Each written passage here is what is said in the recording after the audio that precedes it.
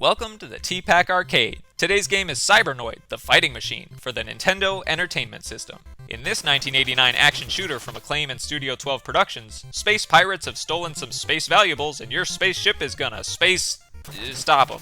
So our good old Cybernoid is less of a fighting machine and more of a shooting machine. But this isn't really a shoot 'em up. It's more of a strategic action game where you go through 3 levels, one screen at a time, dodging projectiles and blasting obstacles.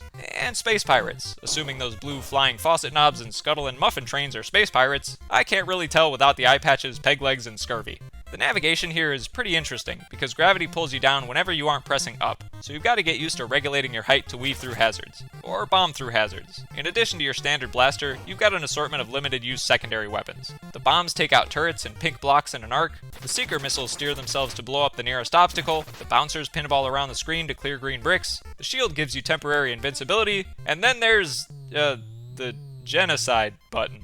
I'm not making this up. There's literally an auxiliary weapon called Genocide. It says so right there at the top of the screen. As you might imagine, it kills everything on the playfield, which is a typical attack in video games, but it sort of makes you feel like a monster when they blatantly call it Genocide. I didn't use that weapon very much. Next to the weapon select up in the display, you've got your life count, your score, and the level timer, which I thought would trigger a game over when it hit 0, but that never happened, so I can only assume its sole purpose is to cause needless anxiety in the player. There still is a hidden instant death timer though, because if you take too long on any given screen, the walls start to flash and if you don't skedaddle out of there, you're cooked. One of the many reasons why Cybernoid is downright malicious. Sometimes on purpose, like with the dreaded elevator sections that require pixel-perfect positioning and bombing to get through, and sometimes on accident, from what I would consider, less than stellar programming. Exhibit A, missile launchers that still launch missiles even if you blow them up first. I could be wrong, but I don't think they're supposed to do that. Exhibit B, your ship constantly gets snagged on the corner of platforms, which is almost always lethal because the split second you need to pull free is just enough time for an elevator or a scuttling muffin train to put you to sleep. And Exhibit C, maybe this was just a fluke, but I got stuck inside a ceiling turret just by transitioning to the next screen from the top of the playfield, and getting killed there just respawned me in the same spot. Curse you, space pirates, and curse you, 80s programmers.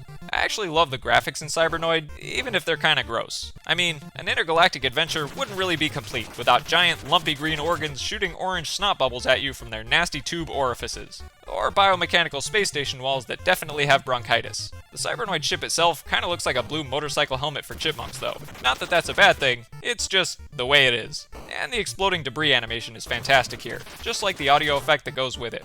The sound design is pretty unique overall, because you can choose between background music or an ambient sort of wee noise for that I'm alone in a creepy space station and everything's trying to kill me atmosphere. The only problem is that if you choose the music, it cuts out the snazzy laser sound effect and refueling chime when you pick up ammo. I like music, but I also like lasers, an aesthetic conundrum if there ever was one. So as you might have surmised from my labeling of this game as downright malicious, Cybernoid is brutally hard, even on the easiest setting. It's sure to get you well acquainted with the weird game over cutscene where a face protruding from what looks like a mountain of purple hair from the ceiling chastises you for failing your mission.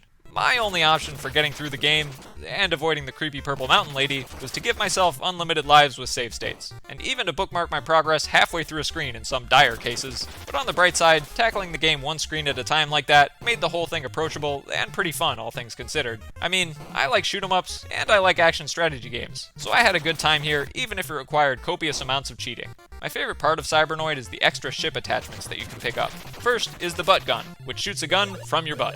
And second is the spiky flail that orbits around your ship to blow stuff up on contact, and leave behind a pretty glittery trail. Cause who says weapons of mass destruction can't be sparkly and fun too? Overall, Cybernoid is a really unique action shoot-'em-up hybrid that would be absolutely excellent if only it had some more polished programming and an approachable level of challenge. In any case, I like it because it's fun, I like it because it's got style, and I try not to think about the fact that it literally incentivizes you to use a weapon labeled Genocide.